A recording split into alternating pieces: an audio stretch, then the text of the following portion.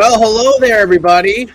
We are live. Welcome to a special brand new edition of On to the Next One. The matchmaking hats are back on following I'm going with a chaotic UFC 293 event. And ladies and gentlemen, it is real. We're not joking. MMA is supposedly a real thing. Sean Strickland is the UFC middleweight champion after dominating Israel Adesanya over 5 rounds, winning 4 of the 5 rounds. Sean Strickland gets it done.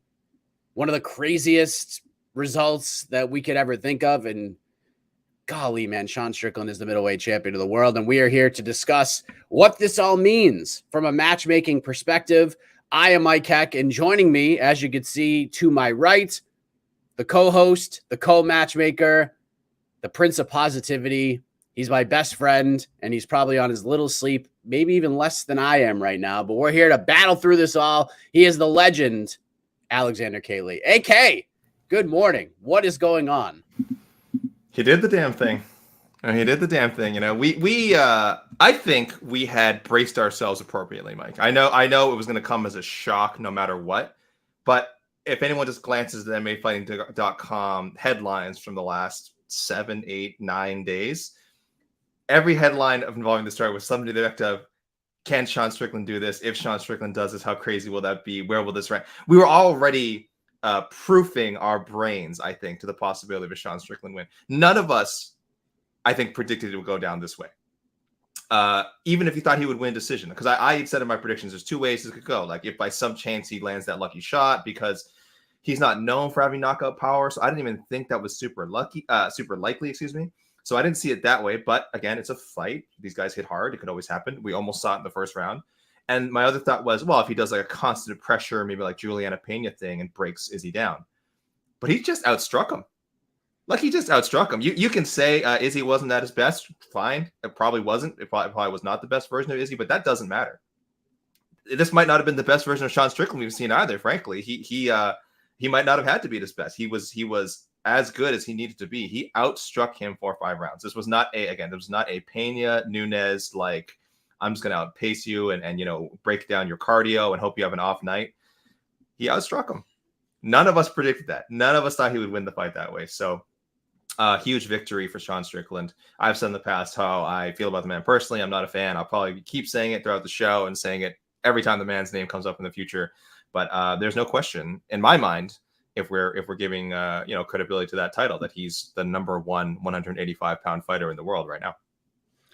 So as the preview show was going on Friday, I was beginning to feel a little bit vibey about it. And if you watched the watch party last night, I was feeling the vibes more and more that something very bizarre and chaotic and strange was going to happen. And I don't know, it was weird. I called for an Ezekiel choke in the co-main event, and it happened. And somehow I kind of put this all out into the universe, and Sean came out with this focus, just a different look on his face. For the first time, it's like he almost like felt the pressure and he's ready to turn into diamonds. It was just a different look from him. And then from there, I was like, oh my God, like this could really happen. And then the first round is playing out and not much is happening. Izzy's just kind of cruising along. Sean's not really throwing much. He's defending pretty well. Izzy's landing shots here and there. And then AK, when everything started to become real, let me play this clip from last night. Let's play this clip from last night. Final minute of the first round. We're talking about how Sean is like, all right, he's not getting the doors blown off him. He's hanging in there. He's not making any real mistakes. Izzy doesn't, even New Yorker was saying, Izzy doesn't really respect Sean's power right now. Izzy's just kind of dancing around, showing no respect for the man, no fear. And then all of a sudden, this happened. Doors blown off. Oh, no. Oh, man. Oh, man. Strickland dropped him. Oh, my God. He's landing big shots. He's landing huge shots. Is he fighting to get back up? Left hands. Is he covering up? Is he covering up against the fence? Oh, he just gave a thumbs up. This is insane. 10 seconds to go in the round. Whoa. What the hell just happened? Wow. Whoa is right. Holy cow. Wow. Whoa. So Sean Strickland knocks down Israel Adesanya, almost gets him out of there. Izzy bounces back in round 2 and kind of evens things up. Sean clearly wins round 3. Round 4 was probably a Strickland round. Like, I haven't gone back and rewatched it, but watching it live, it was pretty close. I think I even scored it for Izzy just because not much happened. But I think the right call was Strickland winning the 4th round. And then the 5th round, you could just tell that Sean Strickland, not just without striking him, he broke Israel Adesanya. Like, he broke the man. That man, who is maybe one of the most confident strikers we have ever seen in the sport, was broken. Sean just demoralized him. And even in the end, like the last 20 seconds of the fight, he's screaming at Izzy, come on, man. Come on, let's go. He's yelling obscenities at him. He's trying to get Izzy to fight back, and Izzy just wouldn't do it. This is incredible, AK. This is incredible. Sean Strickland just goes out there and beats him. And now, from a matchmaking perspective, and look, here's what we're going to do, ladies and gentlemen. Yes, pull that up. Was going to be the most shocking outcome for the UFC. Yeah, it was. That doesn't mean, like, just because I said it was shocking doesn't mean, like, the vibes weren't there. You know what I mean? I even said on the previous show, I'm like, can you imagine if Sean Strickland goes out there and Cody Garbrandts him and just styles on him? And he did. This is incredible. Nobody saw this coming. If you did, you're full of shit.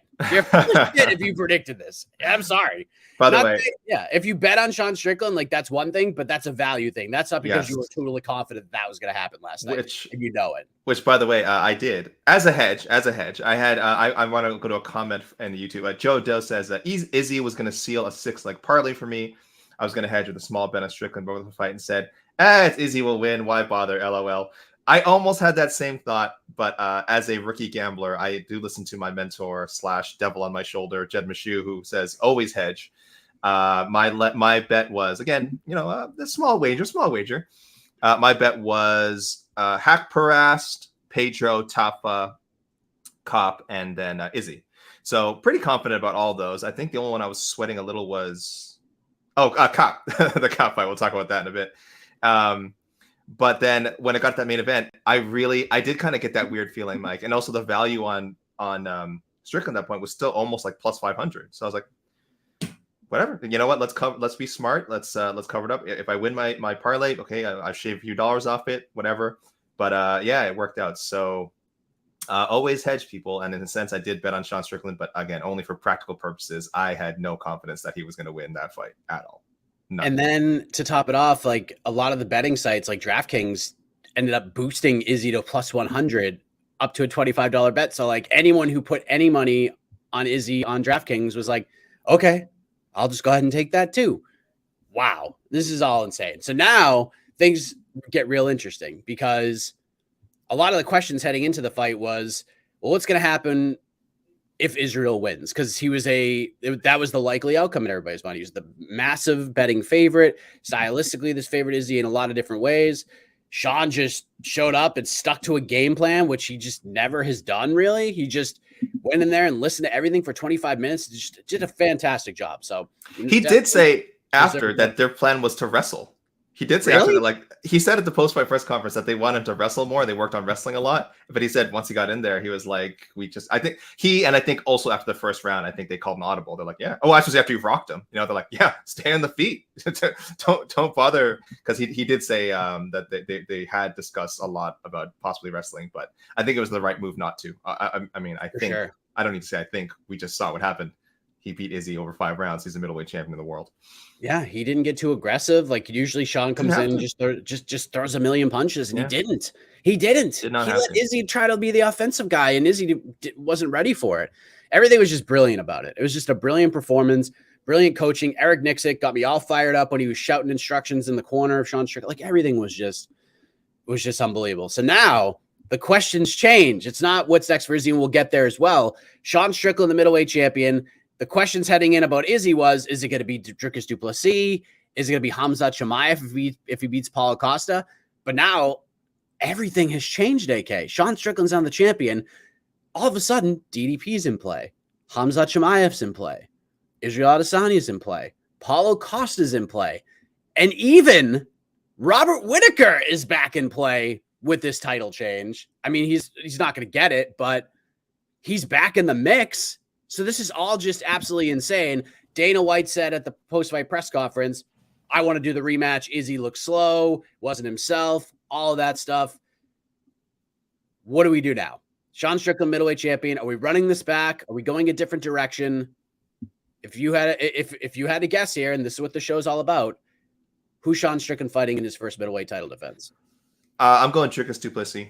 I just could not be less interested in an Izzy Strickland rematch right now. We didn't want this fight in the first place. Yes, Strickland pulling off the upset makes it slightly more intriguing, but this wasn't a fluke. This wasn't a fluke win. He beat him.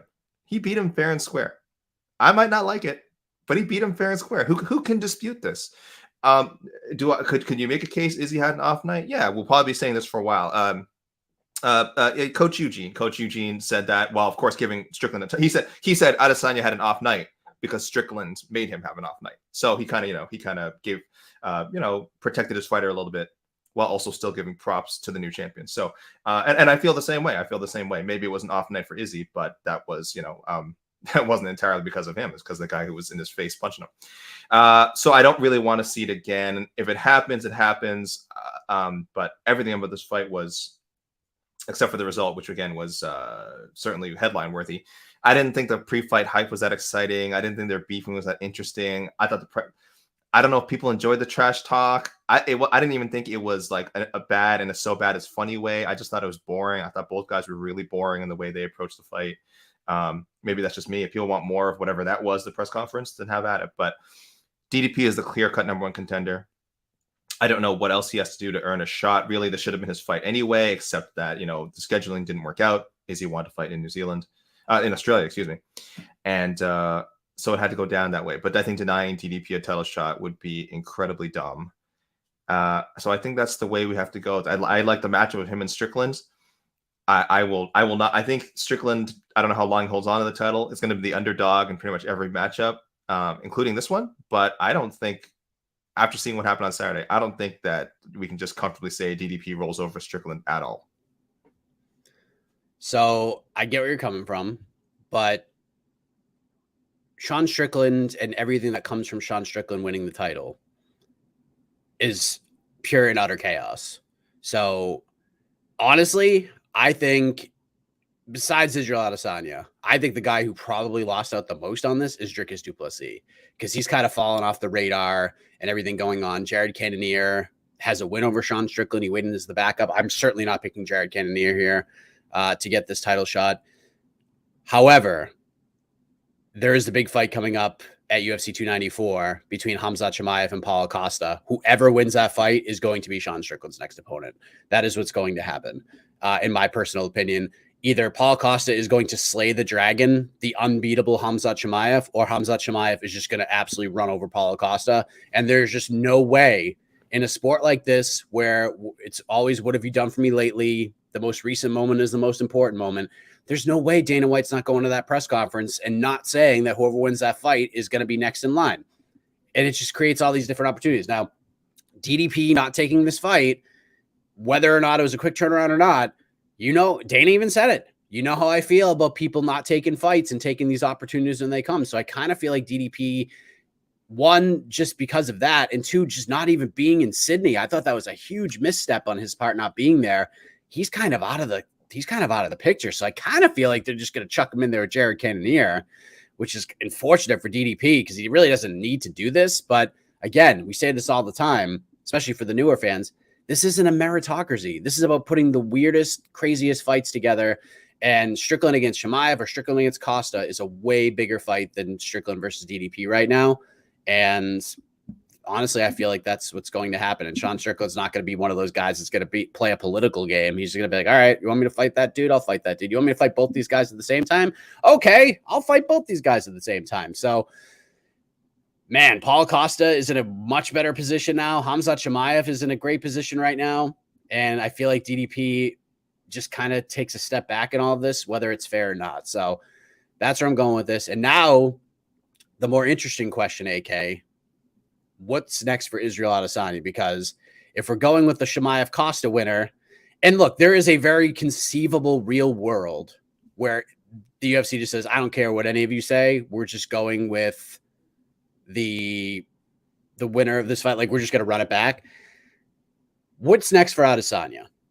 Do we just throw him in there at DDP as kind of like the number one contender for? Because you could certainly do that. Like if you need a pay-per-view headliner, if you're going to Africa, or if you're going to South Africa, or even if you're going back to Australia, you could throw that in there. Or going to New Zealand, you could throw that in there as a main event for pay-per-view, and people are going to watch it. Where do we go with Israel Adesanya? Because neither of us are picking the rematch here. No, neither of us picking the rematch. That's correct. You kind of mentioned this isn't my pick, but I want to ask you a couple of questions. One being, firstly, before we completely move on to Adesanya, you mentioned Jared Cannonier.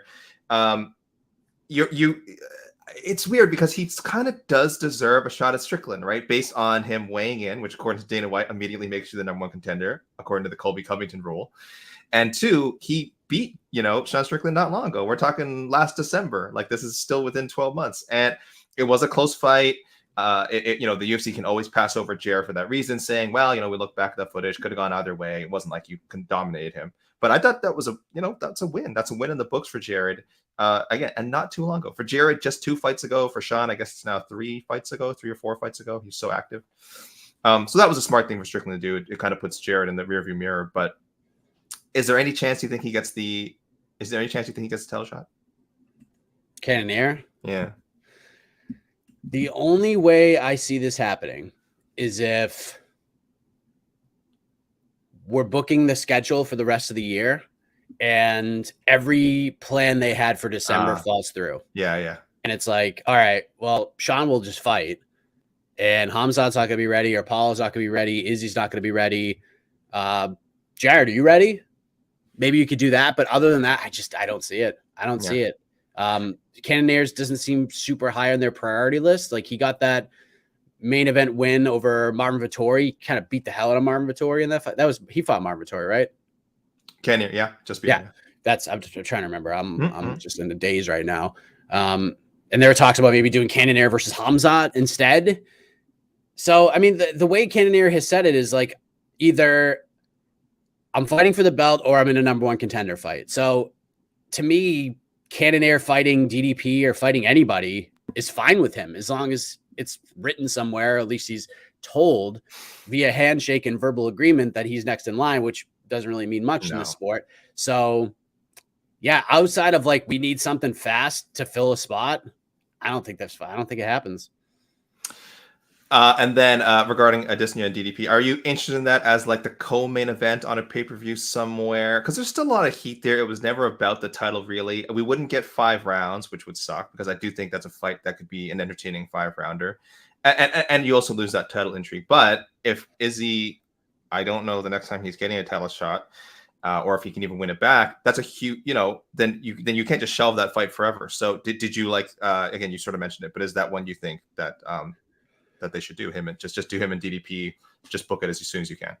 So, I mean, I might as well just kind of go into what I'm thinking here. So, because we talked about this on the post-fight show, like, what are we going to do with Israel Adesanya now? And Eugene Berriman was like, oh, we'll fight him next weekend and beat him.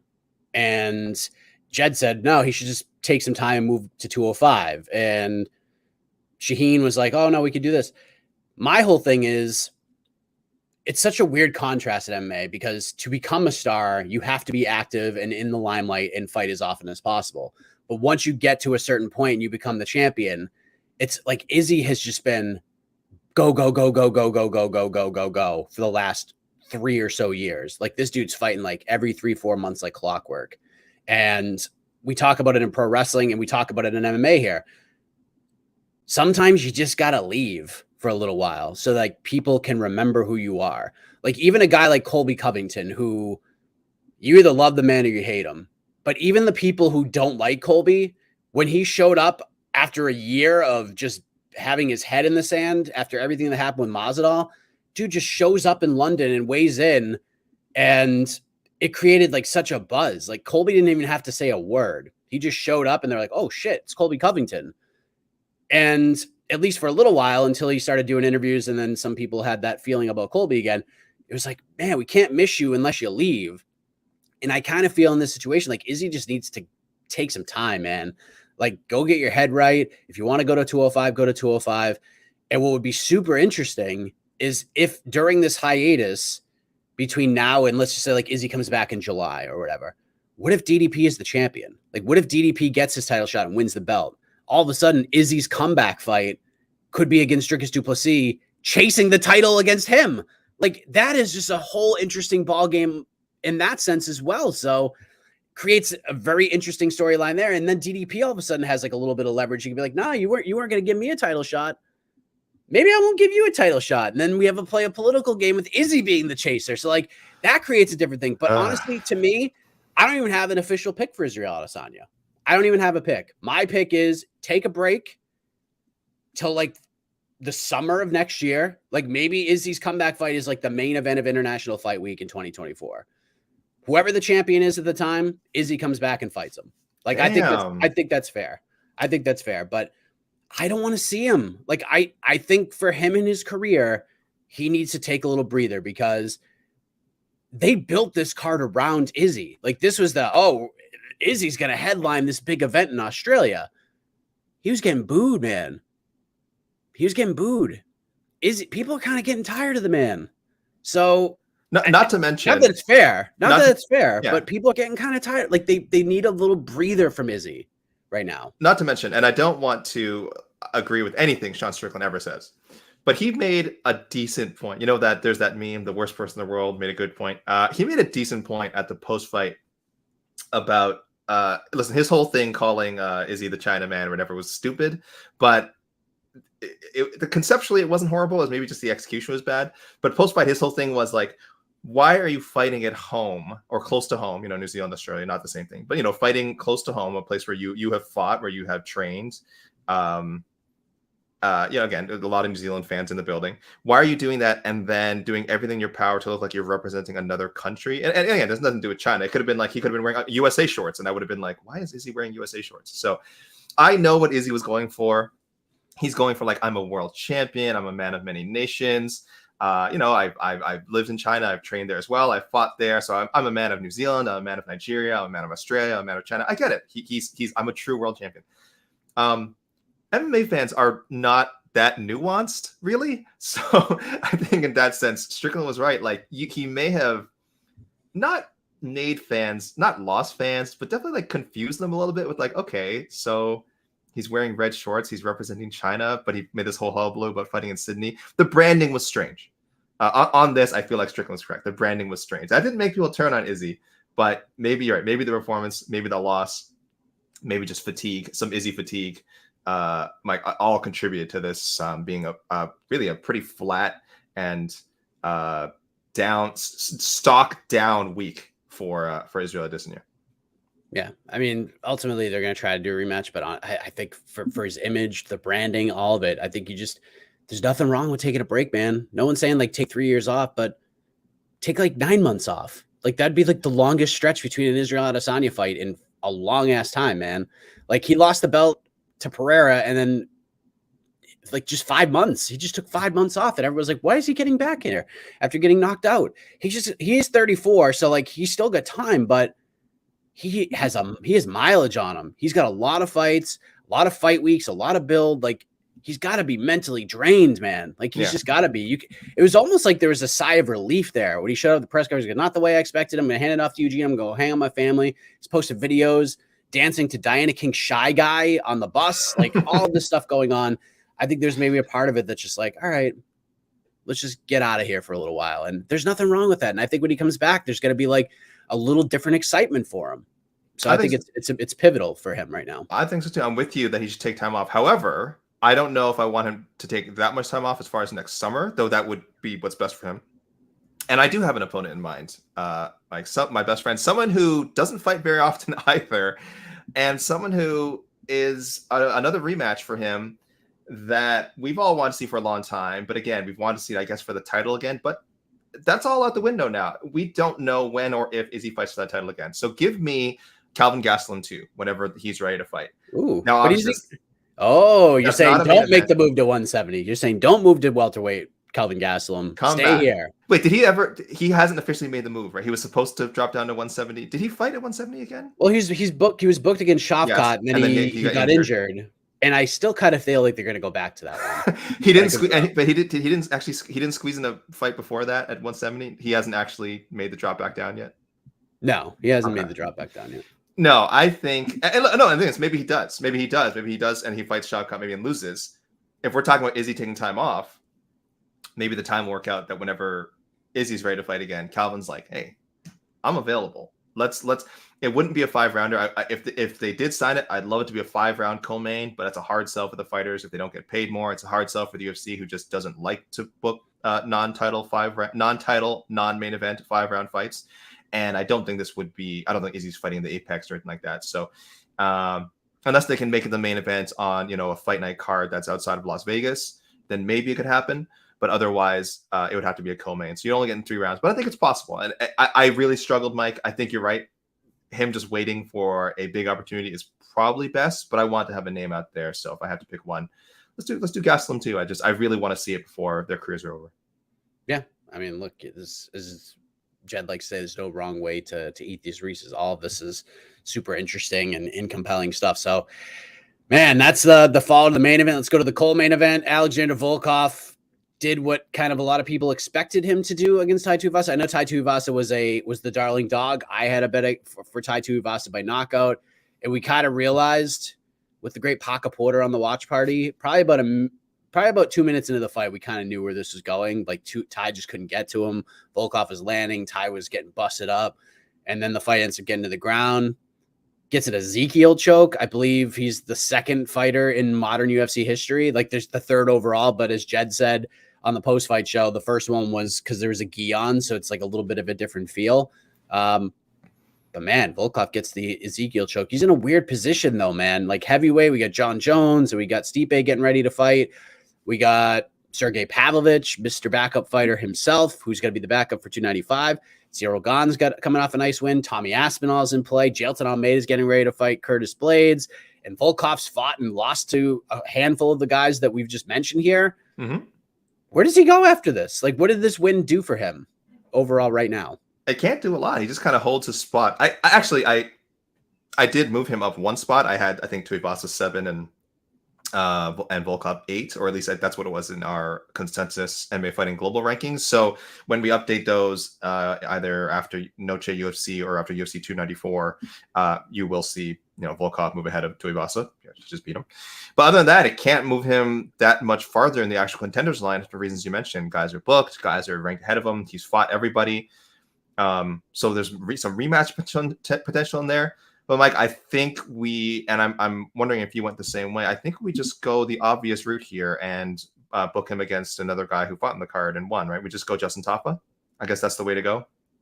I don't know if that's not a great matchup for Tafa, or we feel like Tafa hasn't earned a top 10 fight yet. But it's heavyweight. It doesn't take a lot to get up there. Tafa's looked pretty good so far. Going from Austin Lane to Alexander Volkov would be a considerable step up in competition. To be kind to Austin Lane, it would be a considerable step up in competition. But I really had no other way to go with it. And I think Tafa, I think they would want to see what they have with him, and they would kind of throw him to the wolves with Volkov. And if you look with Volkov's record, like he has had to take some weird fights. There was the Greg Hardy fight. So I couldn't remember the other football player turned MMA fighter.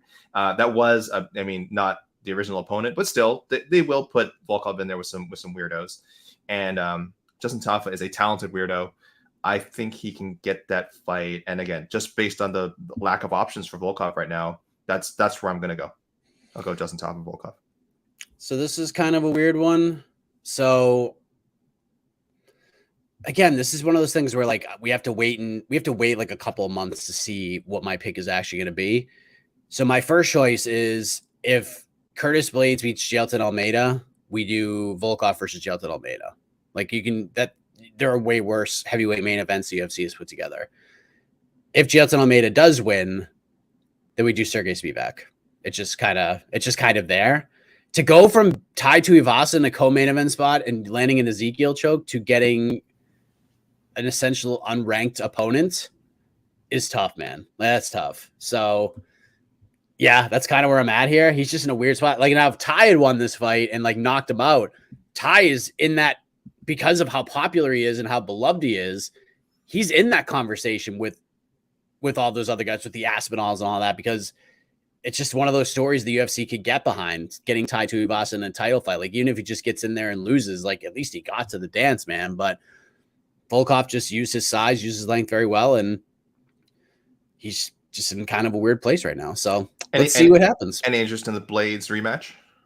We could do that. We could do the I think that's Lewis rematch. Yeah. Derek, like the newly resigned Derek Lewis, we could do that. I mean, there's options we can do here, but I kind of feel like Volkov is, I'm not gonna say gatekeeper. I don't know if that's the right word, but he's probably like a top 5 litmus test for the future of this division for the foreseeable future until things just really break apart. Like if Jones and Stipe both retire and we get like Pavlovich as champion, then we can mix things up a little bit and do some different things. But yeah, until we get through the fall and through November and the heavyweight title fight and Almeida Blades, it's really hard to say like where Volkov's going to go. So with an Almeida win, it's Spivak. With an Almeida loss, we do Volkov Almeida and we just go from there. Do we like, I don't even think we need to cue the band for Manel Kape. Manel Kape's fighting Kai Kara-France, right? Yeah, like that's it. That's the fight. Nothing else makes sense. A lot of heat there, a matchup we all want to see. Mike, can I tell people beforehand? I almost didn't want to do Manel Kape. I would message you, we had and I said, do we have to do this guy? Because I think like a lot of people, or maybe not a lot of people, judging by, if you're judging by Twitter trolls, Manel Kape's post-fight speech, him and Charlie Radke, they used a homophobic slur, and it was completely unnecessary. I was glad to see Radke apologized. Radke and his team probably apologized. That's fine. That's good to see. But yeah, it was a really terrible way to cap off a couple of like good moments. Charlie Radke, his UFC debut, not the best fight. I mean, it wasn't a great fight, but good for him for getting a win in his debut. Hopefully the last we see of Blood Diamond, nothing personal against Blood Diamond. I just don't think he's a UFC level fighter. And then Charlie, was fired up about the crowd booing him, probably giving him some crap all week and used that slur. Manel Kape was even worse because he won a great fight. His fight with Felipe dos Santos, awesome fight. I think it won fight of the night, right, Mike? They got the 50 G's. They did get the 50 G's. Okay, so well deserved for their efforts in the cage. But then he caps it off with a using that word again, using that homophobic slur again, and he really loaded it up too. I can buy a Radke not, and this is not excuse at all, but like a heat of the moment thing. Not that, again, that's not any excuse to use those words. If you're using those words in the heat of the moment, guess what? You suck.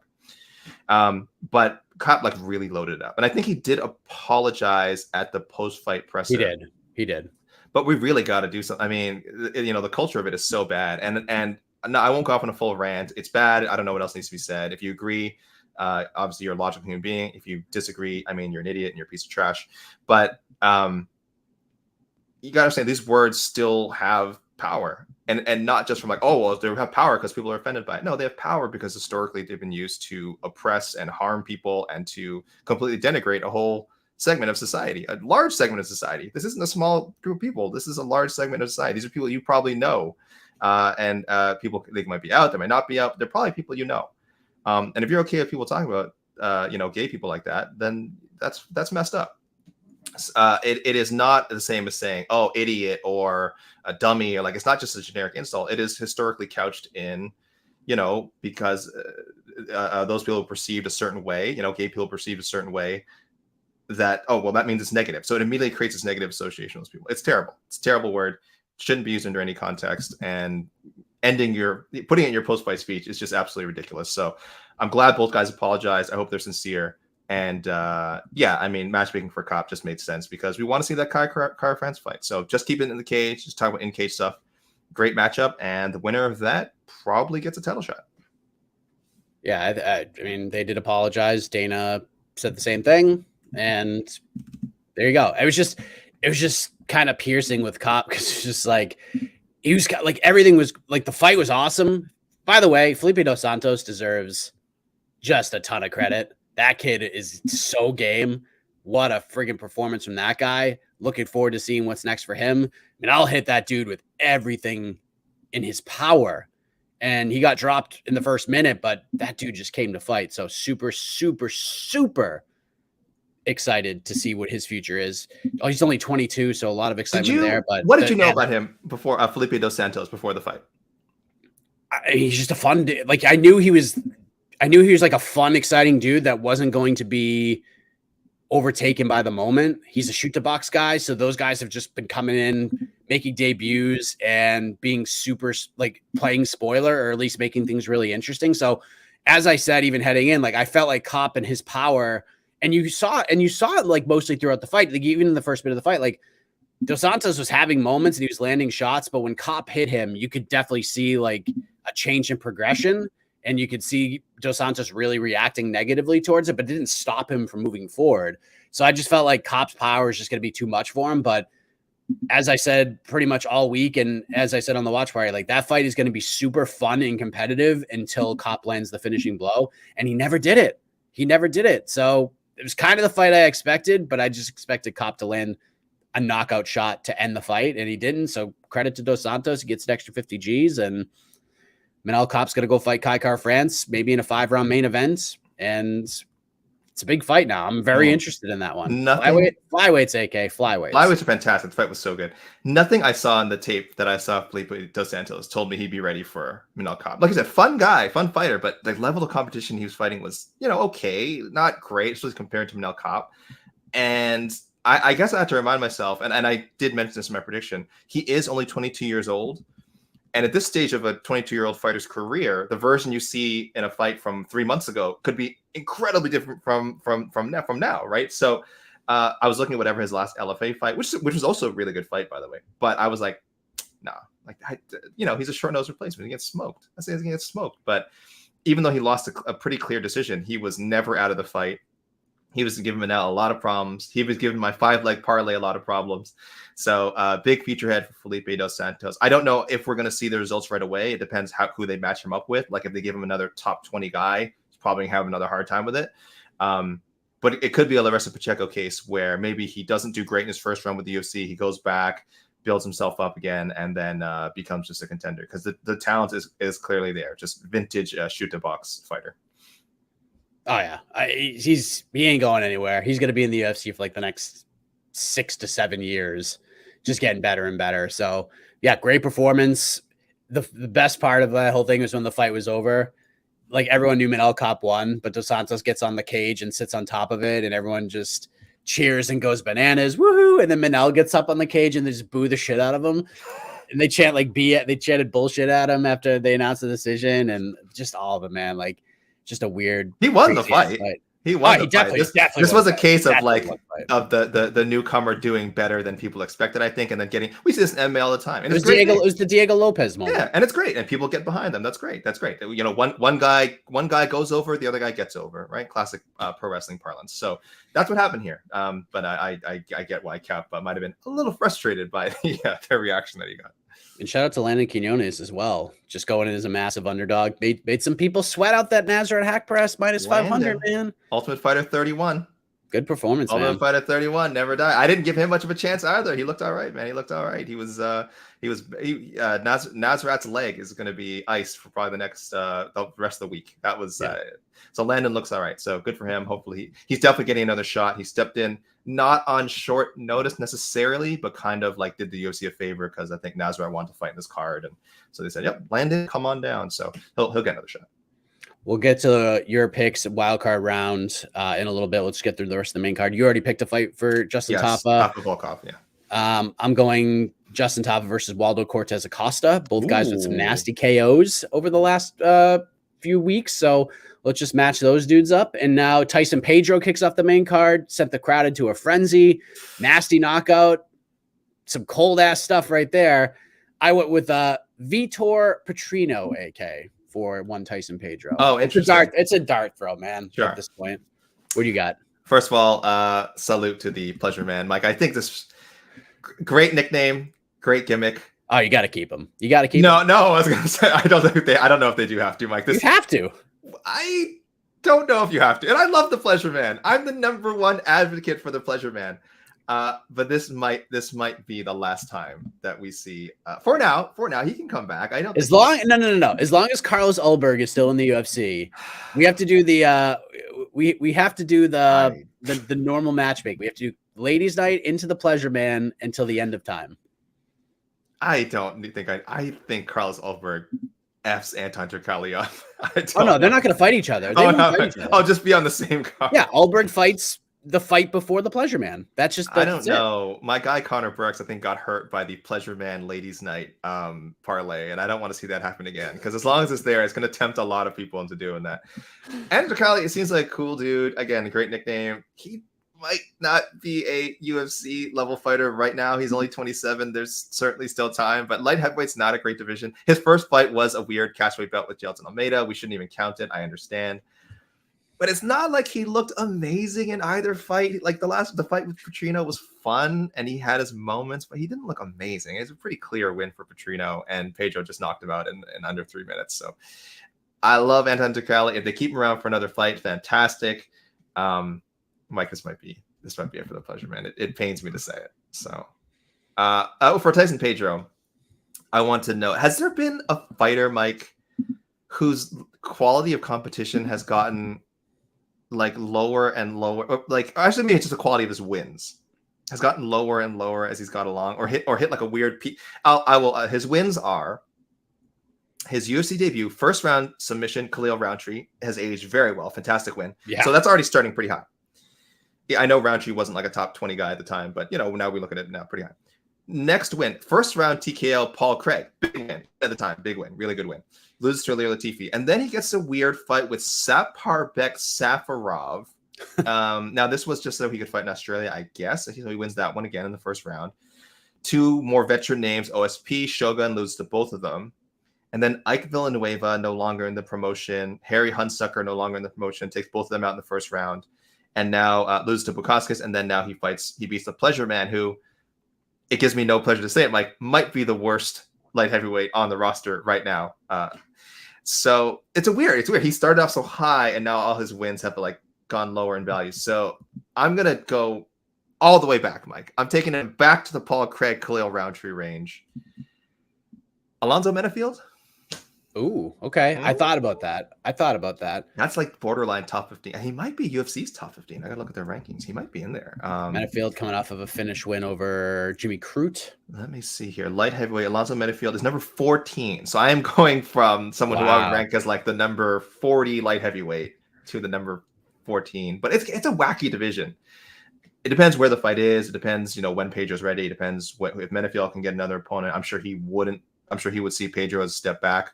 But I think it's a possibility. Let's do the Pleasure Man versus Alexa Kamer.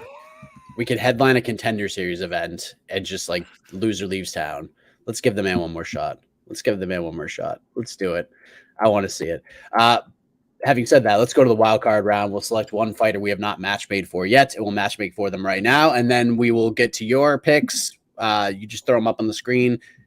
After we do our wild card picks, we'll pull them off. We'll react to them for the next 15 or 20 minutes or so until I have to check out of this hotel and get to the airport and go home so I can get some sleep. So, AK, who is your wild card pick for UFC 293? Yeah, let me go first because I didn't have feel like I had a lot to work with here. I think you probably have a way better pick than I did. I just went with Jay Malarkey and Nasrat Haqparast. I think they're both at similar stages of their career. I think it'd be a banger of a fight. And they're on the same card. Time works out. I didn't really have a great option. I was impressed with a lot of the performances I saw, but some of these guys have so little UFC experience that it's essentially, as you kind of mentioned before, like a dart throw as to who could be next. So Malarkey Haqparast for me. Mike, tell me you got something spicier than that. So my first choice was I was going to give Carlos Ulberg his wish because I did like the call to Dominic Reyes. Didn't you have a better Dominic Reyes pick, or am I thinking of? It's Dominic Reyes, Anthony Smith. That's and I love that. So I'm not going. Yeah, you can't do that. Good call. By the way, good. I feel is a good color, but very good call. But I will tell people I am a fan of what I like to call vulture callouts, where you are clearly strictly calling someone out based on their previous accomplishments and name value, not on like, oh, this fight will prove that, someone's Carlos Ulberg is a top 15 contender. That doesn't prove that if he beats Dominic Reyes, but it's a good name. And clearly at this stage for both men, a very winnable fight. So I love the call out. I completely understand if people rolled their eyes and were like, why the hell is he calling out Dominic Reyes? I understand. I like vulture call outs. Mike, sorry. So you didn't, no Ulberg Reyes for you. Did not go that route. I went with the guy who had a really good performance and literally no one's talking about it and no one is going to talk about it because of what happened. Shout out to Chepe Mariscal, man. Yeah. Dude's 2-0 in the UFC. Jack Jenkins and him had a sick first round. Mariscal started to turn it on in round 2. He delivers that incredible throw. Bad circumstances. Jack Jenkins, I don't know what the actual injury was, but it looked very nasty and looked scary. But it was a clean-cut win, man. Chepe Mariscal is a fun-ass fighter. He's getting better and better. There's talks about maybe him going down to 135. I don't think he's ready for that just yet. And if you want to go to 135, that's fine. But before you do that, Chepe, please fight David Onama. Go fight David Onama. Whoa. Just go fight David Onama. And then you can do whatever you want. You go beat David Onama. You want to go to 135, go to 135. You want to go to 145, go to 145. I stay at 145. I don't care. But go fight David Onama before you do anything else. Thank you very much. How high are you, and I use this term loosely with Chepe, on him as a prospect? Because he's been fighting for quite a while, actually. He's a UFC prospect, if people want to break it down like that. But he's been fighting for a long time. We're almost at, I think, 9 years. 9 years, I think he's been pro. And a lot of experience. This was his 21st pro fight. How high are you in him as far as upside goes? He's 30. And he's in one of the lighter weight classes where age is not your friend. So do you see him as someone who could be a top 20, top 15 guy? Yeah, I think so. Really? Because I'm very high on Onama. I think we're both high on Onama, right? I think Onama's a guy who I won't be surprised. Onama is a guy I will be disappointed if he does not have a number next to his name at some point in his UFC career. I'm not saying necessarily top 10, but I could see Onama like working his way into the top 15. I don't know if I think Chepe is a fun fight guy, but I love that matchup. I'm just curious if you see both guys like possibly turning a win into something like real.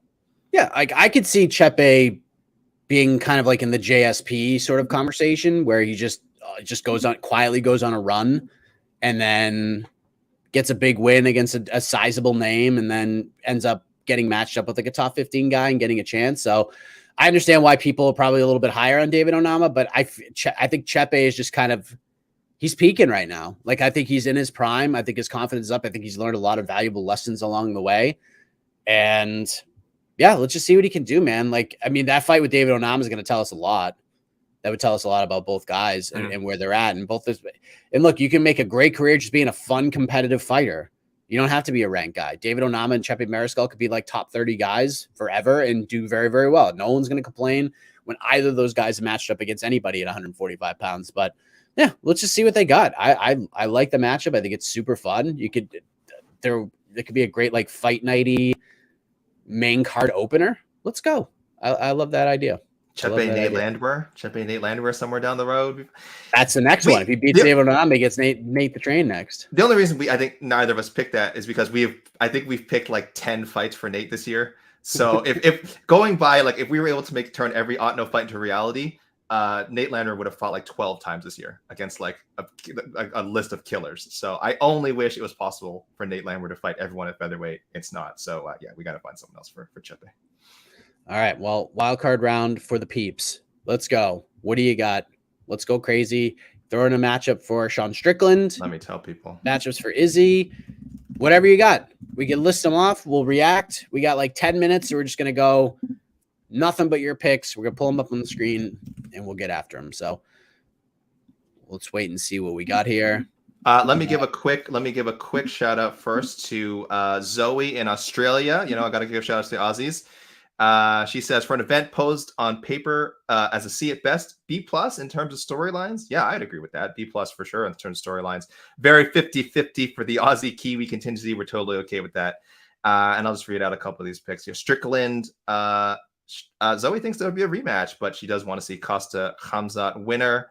Tuivasa, Derek Lewis 2, because who doesn't want to see that again? Yeah, it could happen. Cop, I really effing hate this guy, but it has to be KKF now. And there were some other picks, Mike. But what do we got? What do we got from the YouTubes?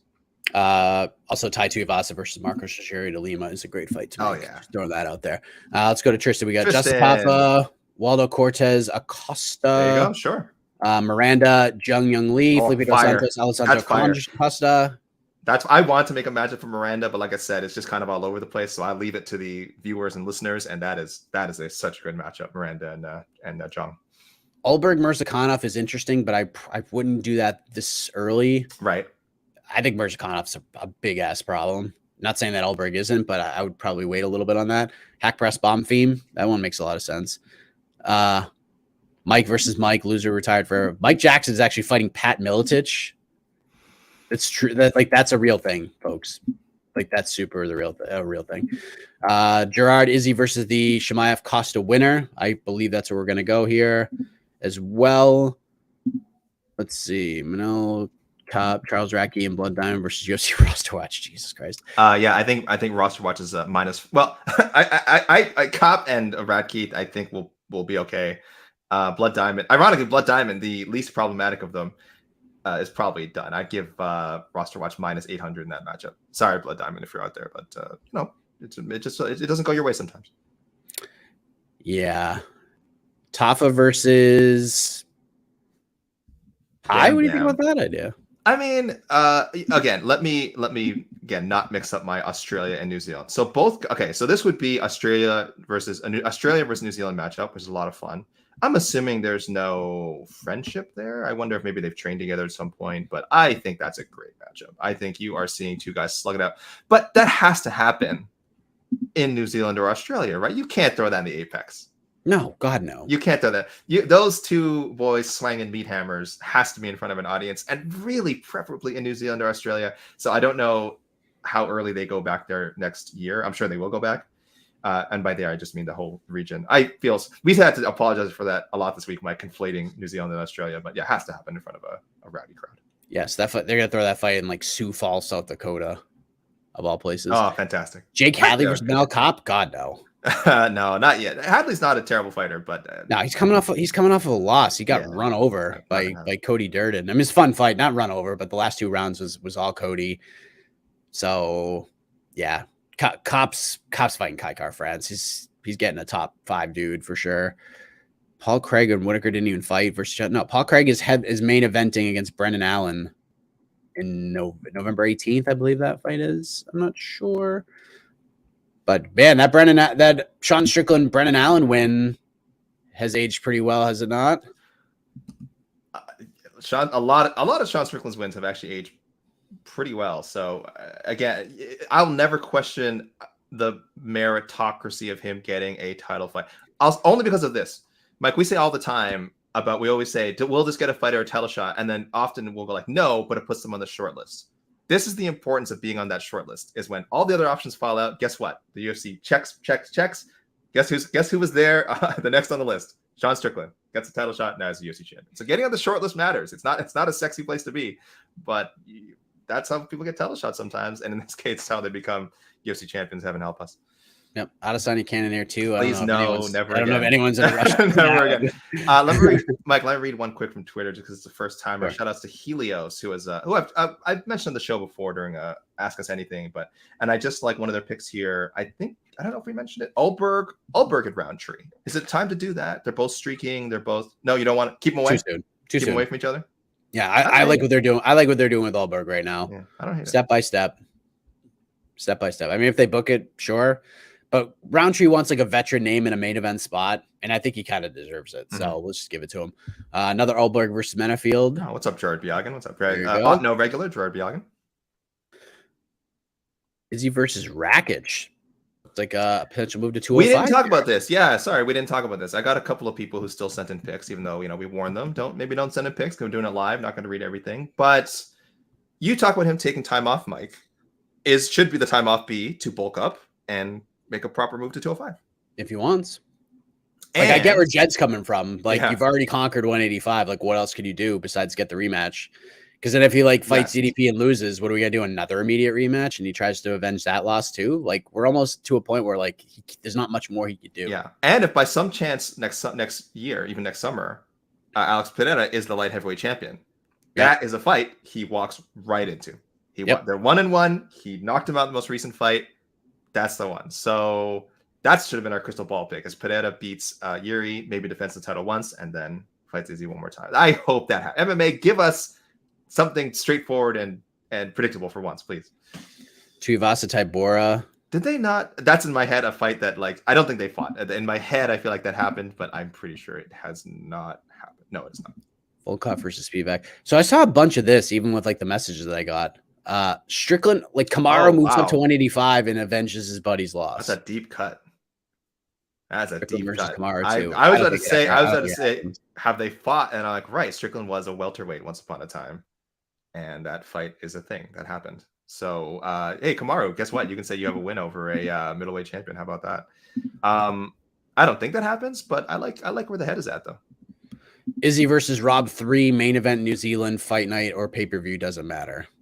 What do you think about doing the trilogy here? I like it a lot. We know Rob has really wanted it. I don't think Izzy would be against it. And like I said with the Gastelum rematch, now the title's out of the picture, it probably makes it more possible. So, yeah, doable fight for sure. There's options for Izzy, even though he's coming off this pretty disappointing loss. Whittaker takes that fight without hesitation. Of course, he wants another shot. Like, without hesitation. He wants another shot. Volkov Lewis 2, very it feels possible. like, yeah, it could happen sometime. Yeah. Thoughts on Strickland Izzy rematch, possible adjustments? I don't know. Maybe they will rematch, but that is now like a back pocket fight. Like even if Strickland loses the title, you could still go back to that at some point, and it's fine. But I don't know, man. I don't know if I would pick Izzy in that fight, no matter like how much adjust. I mean, not saying that he can't come back and win, because stylistically it is a good fight, and if Izzy on his best day probably wins. I don't know how many times. It's not like Strickland would beat him 10 out of 10 times, but I mean, he broke the man. Like I honestly don't even want to see it. I have no desire to see that rematch right now. I don't. It was one of the worst possible ways for Izzy to lose that fight. Yeah, for sure. Yeah, because if you didn't know who was who, if this was your first time seeing Izzy fight and your first time seeing Strickland fight, you would have just said, "Oh, well, Strickland's the way better fighter," right? You would have no idea that one guy is in the running for, or was, hopefully not in the conversation anymore, for now, middleweight, at least the second best middleweight ever, and one guy was, not expected to fight for the title at all. It looked completely the opposite. Chepe versus Malarkey, since you all know Jamie lost last night. Yeah, GC had a Malarkey bet. He sweated that one out, and he was like, whew, I'll take that. But Chepe, I mean, yes, he did fight Trevor Peek at 155, but he's not a lightweight. He's a featherweight. He's not going to, yeah. That was short notice. That was just, Yeah, so, I mean, Chepe's talked about moving to bantamweight. So that was one of the things like, maybe I'll get a new nutritionist. That's why, because he wants to go to 135. Ulberg versus Bukauskas. There's Ulberg too far ahead. It makes sense, but I just think it's not a sexy matchup for. Well, really, any fight with Ulberg is a sexy matchup, but I mean, it's not sexy metaphorically speaking. So it could happen, but it's not my favorite. Let's see. Do we have anything else? Carlos versus Khalil. Maybe that's where we go. I don't know. It's just they're both streak. I think they're both 4-fight win streaks, right? They both have a very appealing stand-up style. Rankings wise, they shouldn't be too far apart. I think Khalil might be a little bit ahead, but neither guy for me is in my top 15. So this would be the fight to sort of edge one guy closer to it. Like, what would I do with Ulberg right now? Wait, what are you saying, AK? Dog the Value Hunter. I don't know if you saw this comment yet. Miranda versus Ryan Hall, Grappler's Delight. I mean, RIP Gabriel Miranda in that case, but I understand the appeal of it. I do want to see more Gabriel Miranda. I think I want to say the entire staff predicted Miranda by submission, and he showed out. I want to say a brief thing for Shane Young. It's like he might need to take a break. Who's his teammate? He's teammates with Brad Riddell, right? Yeah, City Kickboxing stuff, right? I don't know. He's smart. I'm glad Brad Riddell is taking a break. Maybe Shane Young needs to as well. 4 straight losses, missed weight so badly, and it wasn't like a weight miss where I think. It's one of those really bad misses where you're like, this looks like a miss because of lack of focus, not because he was trying to like game the system. So I had very little hope for him to pull this one out, and he didn't last a minute in there. So Shane Young, assuming he doesn't get released, back to the shop, take some time off, and hopefully we see a better version. Ulberg versus Jacoby. That's a good one. But I think you had a good matchup for Jacoby last week. I think you would, if we're going by didn't you match? I think you had something good for Jacoby, or it might be thinking of someone else. We have matched up Jacoby a few times, or the listeners have anyway. Yeah, I think who won at 205 in Singapore? I don't think I matched. I think a lot of people said Anthony Smith. No, they're teammates, so they won't fight. I'll tell you what, Ulberg versus Ryan Spann. I would do that. I would do that. I like that. Lucas C, I just want to read this comment. I'm still shocked by what happened last night, trying to decide which upset is the biggest. Leon, Usman, O'Malley, Aljo, Izzy, Strickland. This is definitely bigger than both of those. Leon was on a 10-fight unbeaten streak. It's more how that fight went that makes it so shocking. He was dominating the first fight and then got that Hail Mary knockout. But odds wise, he wasn't that wasn't that shocking. He was on a crazy win streak. O'Malley versus Aljo. I mean, we all knew O'Malley had that puncher's chance, and it played out exactly as you would expect an O'Malley win to play out. Izzy Strickland's the shocker. Is a huge upset, and for me, Mike, a top 5 upset all time. Not sure where it lands for you, but yeah, it's my top 5. Yeah, for me personally, yes, that's where it is. And again, a lot of people were like, you know, you're not giving Strickland any respect. No, dude stepped in on short notice and saved the day and took the fight and won the belt. So you can't take anything away from the man. But yeah, man, it's just so crazy. This is for me, like, because the betting odds are one thing, and then you just kind of look at all the different paths to victory. Like, nothing will beat GSP Matt Serra. That's etched in stone forever. But even like Pena beating Nunes, like, man, maybe the timing's not good here. Maybe Pena just need to weather a storm. Maybe Nunes just isn't taking her seriously. Like, there were things out there. You're like, okay, maybe. Luke Rockhold, Michael Bisping, crazy ass upset out of nowhere. But like the way Luke Rockhold just kind of cast Bisping off to the side like he was nothing. Like, you just kind of felt like, maybe he's too cocky right now. Maybe the ego's a little too much. And like even Sean O'Malley, like, you just felt like, okay, there's a way he can win. But this one, it was just really shocking. This is the most chaotic thing. This whole division, like, the rankings are broken. Pound for pound is never going to be the same in terms of rankings because of this result. Like, it's just absolutely wild. It's absolutely wild. So I see someone saying, David Zell saying, GSP Serra was a one-punch fluke. Yeah, it was a one-punch fluke. That's what's so crazy about it, is if they ran that fight back, that's why it's the biggest upset. If they ran that back 100 times, GSP probably wins 99 times. He wins all 99. Yeah, we saw the one time that Serra would win that fight, and it happens. That's what's great about MMA. MMA is so crazy, man. Yeah.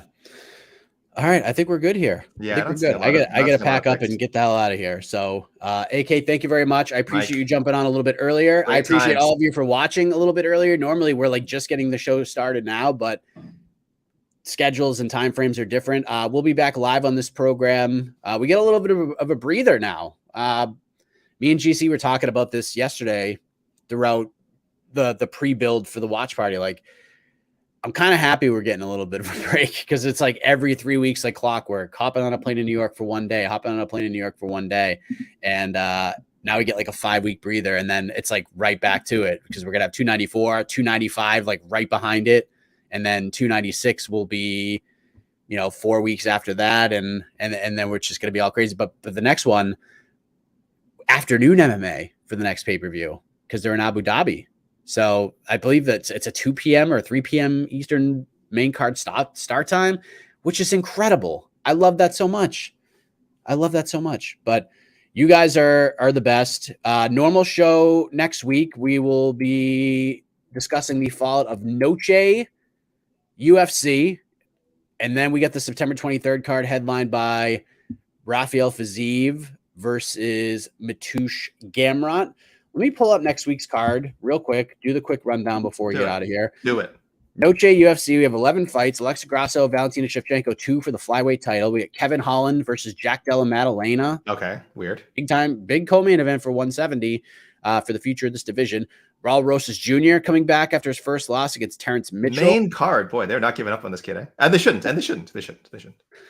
Daniel Zellhuber, who is just a super impressive cat, taking on Christos Giagos, Fernando Padilla, Kyle Nelson.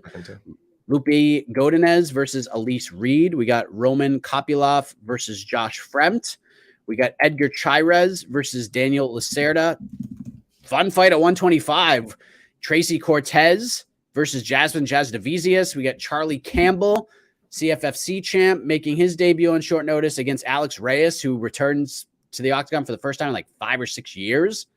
Long layoff for Alex Reyes, but he is back. So maybe we'll hear a little bit from Dominic Reyes next week in Las Vegas. Maybe he'll do some interviews and we'll get some, because they are brothers after all. And Josephine Knudsen taking on Marnik Mann. Marnik Mann of Blinded by the Light fame? That's Manfred Mann. Oh, I'm just I knew I couldn't see DJ Mike. I knew I couldn't sneak that past you. I knew I couldn't sneak that past you. I was like, can I get him with this?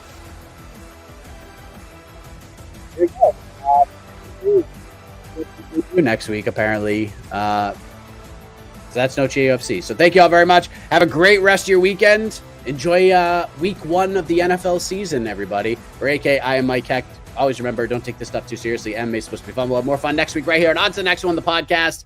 See you later, everybody.